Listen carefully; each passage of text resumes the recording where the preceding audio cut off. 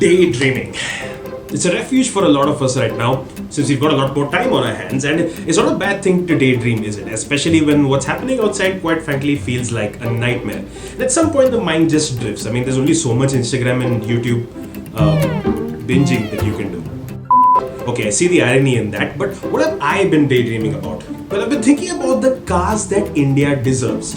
Not just some recently showcased car that would make sense for India, but also cars that have been on sale in markets overseas but never came to India. Personally, my favorite type of car is American muscle, but the car that I've been daydreaming about is this.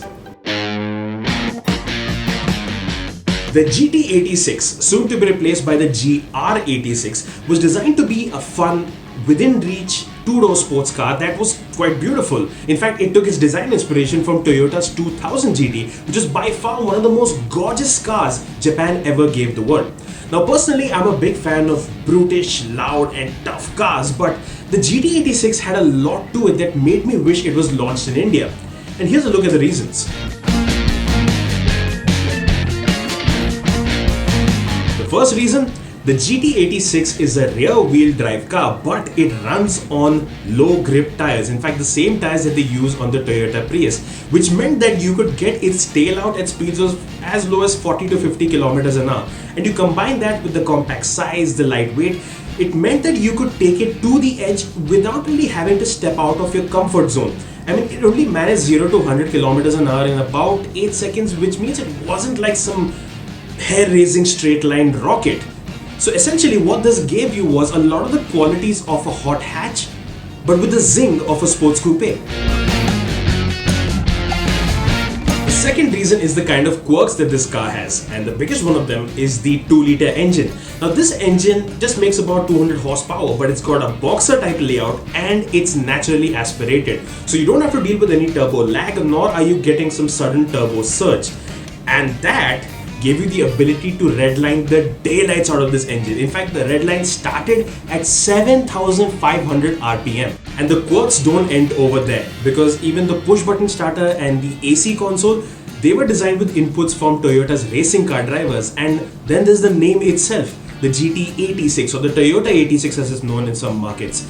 That's because it's got that 86 moniker seen in the engine bay. So the bore and the stroke are both 86 millimeters, and even the tailpipe diameter is 86 millimeters. It just seems like this is a car that has a sense of humor about itself. It feels like the inputs were more from the designers and the engineers and the testers than the finance team.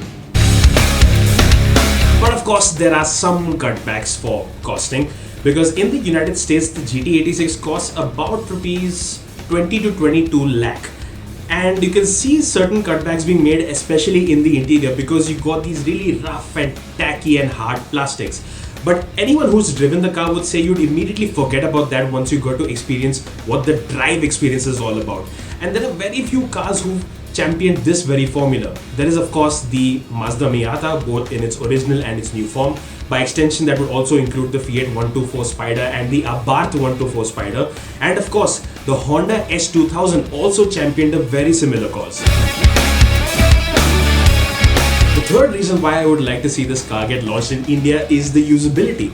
First off, it's not a very large car. It measures only around 4.2 meters, so it's compact enough to be India friendly, especially in the urban context. And then you've got only about 200 horsepower in output, which is not exactly a handful to control. It's a decent amount, but it's not something that you can't handle. And yes, you did have the convenience of an automatic transmission as well, but you'd be silly not to get the 6-speed manual transmission. To top it off, you've also got 2 rear seats so you can fit your kids in the back, and it has a properly usable boot. So all these factors combined, it comes back to the same point that the GT86 gives you a lot of the qualities that you'd want from a hot hatch, but with a sports car's form. The fourth bit would have to be the car's simplicity. It's not a super electronically complicated car with 20 different drive modes, and essentially the GT86 is all about keeping it about the raw experience of driving pleasure. It's not about building a car that's very good looking or has a fancy interior where the drive experience becomes a side dish. It is the be all and end all of this car. And the last point for me is a bit of a conservative one, but Toyota's reliability. Imagine getting that kind of reliability with a sports car, and a lot of performance car owners would definitely want something like this. Getting the opportunity to go to a workshop and get a maintenance bill that makes you wonder if the workshop actually did any work. And if you had all of this going for the car, imagine what kind of a deal it would have been on the used car market. By the way, since we're on the topic of reliability, make sure that your car is running at least once a week, and be sure that your car still has a valid insurance policy. If you need to get that renewed, you can go ahead and click the link up top or in the description below. But that ultimately was that. So why did Toyota not launch the GT86 in India? They did in fact bring it to India in the 2014 Delhi Auto Expo, but that was frankly just a little bit of a tease, and Toyota never considered seriously launching it over here. The reason is that it's too niche a car to produce locally. That kind of investment, it just isn't warranted, and if they opt for the import route, the car would land up being way too expensive. So if they choose to go with an imported GT86, the car could land up costing around rupees 50 lakh, and for that money you could just as easily get a brand new BMW 330i M Sport, a car that offers exciting and exhilarating performance balanced out with a properly luxurious interior. Even the Ford Mustang got exotic sports car expensive because Ford had to import it into India. But at least in that case, you got the bragging rights of a big block 5-liter V8 and of course the legacy that comes with a Ford Mustang.